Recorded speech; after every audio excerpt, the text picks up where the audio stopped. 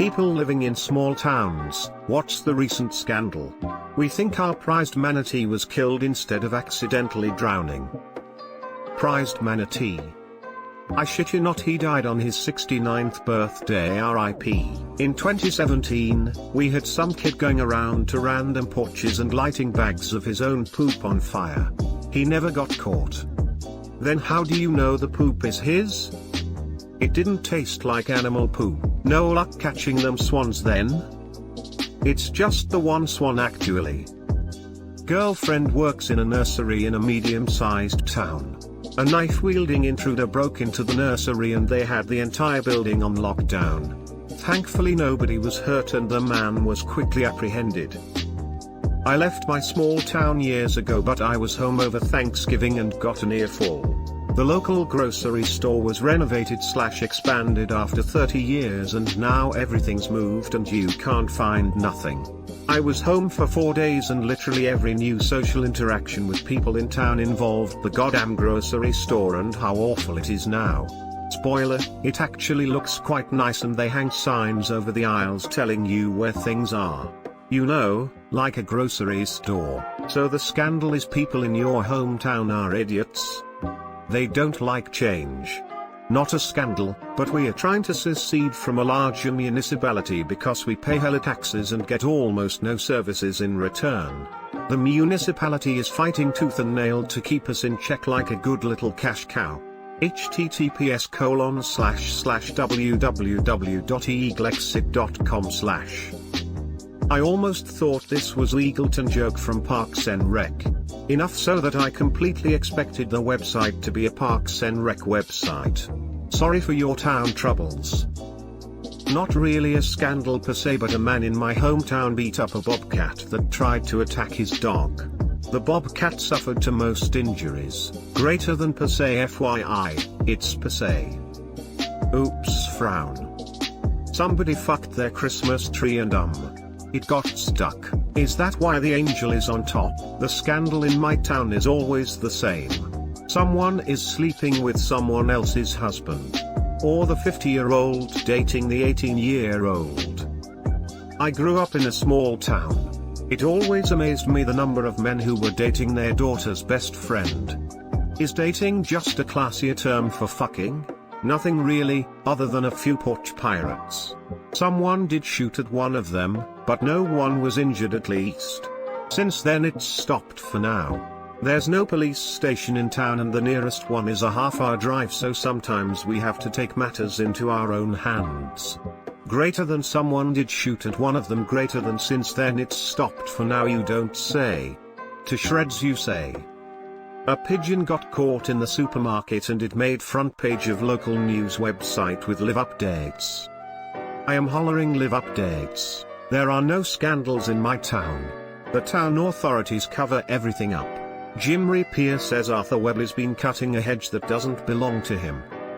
An hedge is an hedge, he only chopped it down because it spoiled his view, and what's Reaper moaning about? Removed. I hope he goes to jail for a long time. Meth. But that's nothing new. A vacant house exploded and no one is sure what caused it. To quote you/Asian absinthe, meth. But that's nothing new. My grandfather comes from a small town with less than 5k people and it is kind of spread around into smaller districts. So essentially his district has about 500 people and the bakery turns into a bar at night. I grew up going there at least twice a month until I was 14, and once a month until I moved abroad for a while. Despite being such a small town, and greeting the mayor who was the local butcher every time my family needed to buy something, the butcher shop was also the second biggest market in town. We had big town issues. One of the biggest issues was corruption, and since the town planned on expanding, was building a new public school and whatnot, they got some extra funds from the state. Our friendly butcher/mayor decided to crack down on the folks that were stealing public money, and he ended up being shot to death by two men in a motorcycle in front of his 6-year-old while they played in a park near one of the main squares. I was in town that weekend and everyone was instructed to lock all windows and doors since the two men weren't caught. All lights were out by 7 p.m. and I could not think of a more terrifying evening. All my time spent there, with the exception of when 3 years later a jaguar decided to visit me at midnight in the little bedroom outside the main farmhouse. Were the men ever caught? Don't leave us hanging. The guy that's been trolling our town's community Facebook page finally got banned. Lol. Banned from the Facebook page or driven out and banished from the small town? Oh, we gathered with pitchforks and torches and chased him to the county line. He won't be back. I don't use Facebook so I don't know about that. Well, the latest scandal is that the local amphibians experts are too busy to look at our village pond this year. We only want to make sure we make it good for the wildlife, so now we're on the hunt for an amphibian expert. I have a degree in zoology and a minor in chem.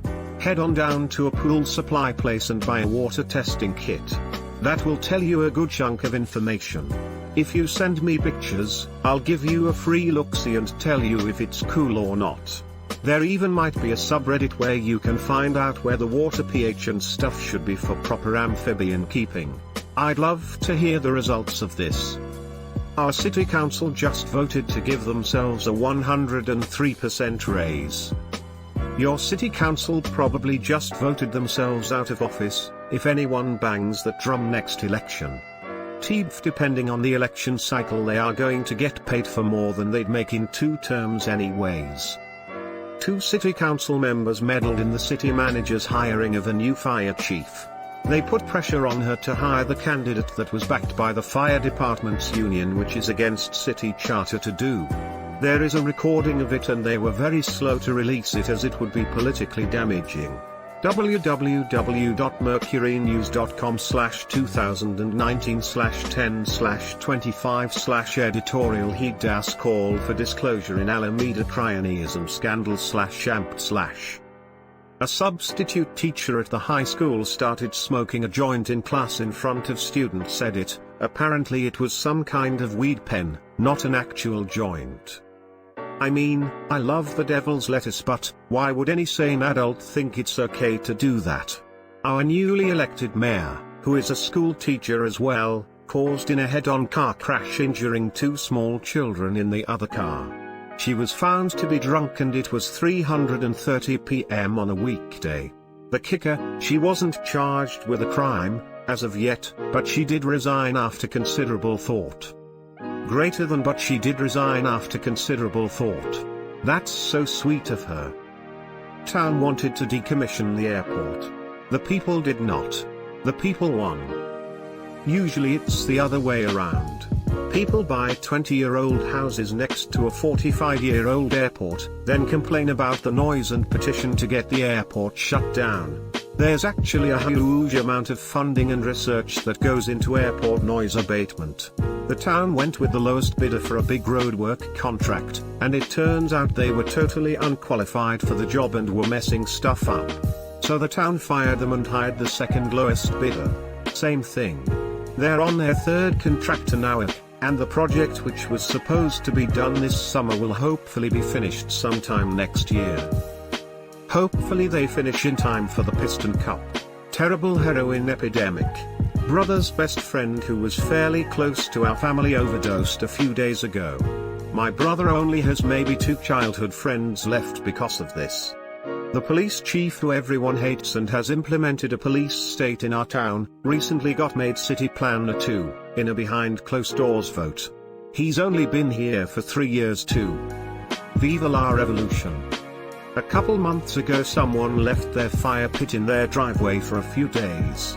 They received a mailed letter from an anonymous neighbor shaming them for making the neighborhood look bad. The recipient then posted the letter on the town's Facebook page. People ran with it and created the first annual front yard fire night. Your town sounds awesome. Somebody's been murdering horses and PD is blaming wild boars, but at least a couple of the horses were shot, so. Well, if you could keep guns off the street, maybe all these boars wouldn't be packing. Guns don't kill horses, boars kill horses. Girls from my small town have taken to Twitter recently to expose a pretty well-known guy in town. He is notoriously known for being a player and messing around with girls on a daily. He is also known for stealing and being racist at times. We'll call him Martin. One girl started a massive chain effect by tweeting out of pictures of Martin and her texts with him where he uses the N-word. He is incredibly white, so big no. Another girl chimed in by saying that Martin also posed as her uncle's son when her uncle was dying in the hospital in order to steal his wallet and all his belongings. Then another girl added on by tweeting that Martin also harasses girls at parties and over the internet, including her. Over 50 girls messaged her, recounting their stories with Martin.